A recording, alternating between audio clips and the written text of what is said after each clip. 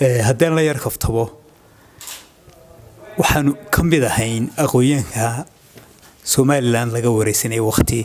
oo aanu tagnay malcuunkii dalka xukum jiray Siyaad Barre ereyadiisa intuu xasuusta uu leeyahay ina cigaal badiisa halkiisu ku haysan lahaa waxa uu se ka doorbiday Soomaali weyn haddii aad naga dan weyda nabarkaad nala dhacaysana halkii baan waxaanu kala noqon gaaliya islaam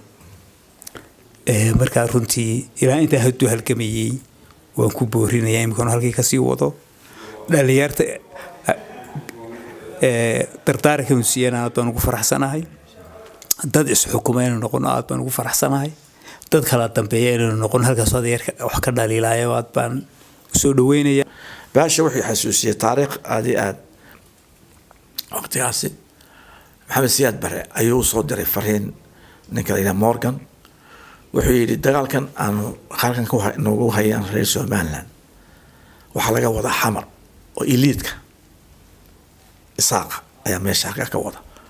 marka nimankii dawladda ku jiray Axmed Xawaslaan ka mid ahaa buu iisoo ururiyay sidee tamaan ugu tagnay marka saddex qof baa ku hadlinay marka waxa hadalada warinta waxaan ku yiri anagu meeshan geelinay meel mooda daaqan ku yiri waxa isku keenay dawladnimo وكان محمد حاج راعي قالوا أكفدي فاك هذا لابد يسوى يصل لها